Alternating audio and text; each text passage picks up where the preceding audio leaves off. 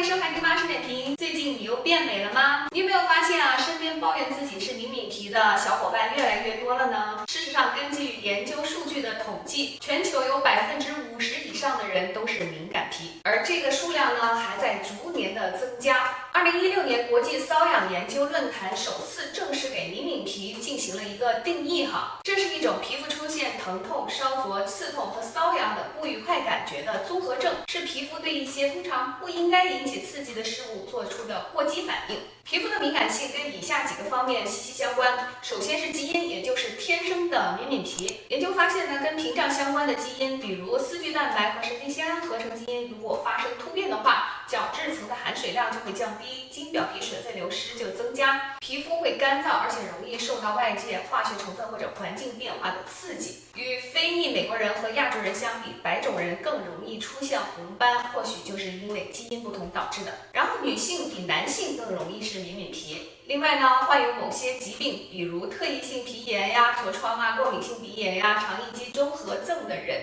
更容易是敏敏皮。环境因素如阳光照射、低温、风、湿度、炎热和环境菌群是敏敏皮的触发因素。此外呢，工业污染也是导致敏敏皮发展的重要因素。这里特别有意思的是环境微生物对皮肤的影响哈。比如乡村环境中的一些非致病菌有助于降低皮肤的敏感性。生活习惯对敏敏皮的形成也起了重要作用，比如过度的食用辣椒啊，然后喝咖啡啊、酒精等对血管伸缩会产生影响的物质的人呢，皮肤敏敏的风险会增加。不当使用或者过度使用化妆品的女性和不当使用剃须产品的男性，成为敏敏皮的机会也比较大。心理因素也是很重要的，比如压力大的人皮肤也更容易敏感。另外呢，反安慰剂效应在敏敏肌中的作用也是不容忽视的。就是说，如果你认为这个东西是猛料，会刺激你的皮肤，那么即使你涂的是安慰剂，也会产生一些瘙痒、疼痛等不良感受。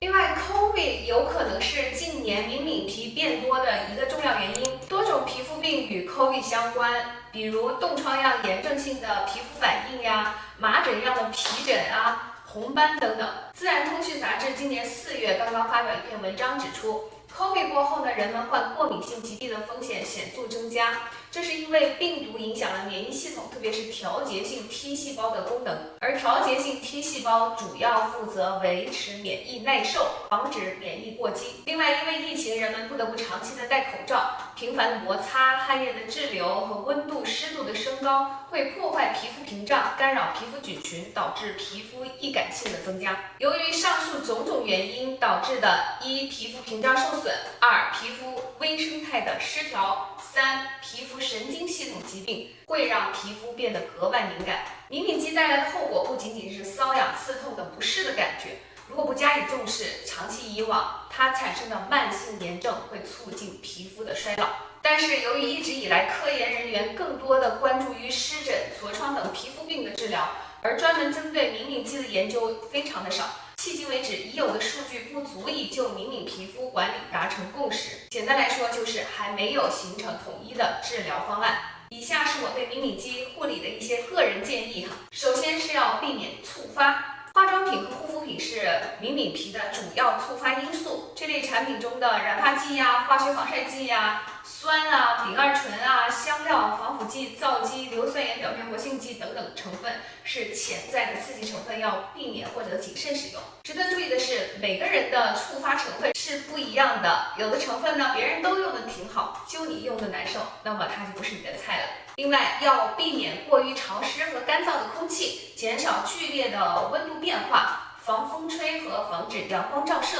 空气质量不好的时候呢，一定要打开空气净化器。还有，如果吃辣或者喝酒会让你的脸发红发烫，那么就要适当忌口。另外，不要用洗脸仪和蒸脸仪，以免过度刺激皮肤。有的所谓达人建议敏敏皮不要使用护肤品，其实是非常不负责任的。正相反的是，选对产品才是敏敏肌逆袭之路的关键步骤。它的首要条件是要用着不刺激，不过这一点非常的个性化了，你要非常敏锐地观察自己皮肤。其次呢，要含有帮助保湿、屏障修复和舒缓的成分。如果还添加了防空气污染和调节菌群平衡的成分呢，则更是加分项。由于时间的关系，我会在下一期再对市面上常见的修复类产品做详细的分类和点评。越来越多的证据表明，小纤维神经炎症和免疫系统的过激反应是灵敏皮的主要病理生理学变化，甚至比屏障受损还要普遍。因此呢，除了避免触发和温和护肤，还有2个建议供灵敏皮小伙伴尝试一下。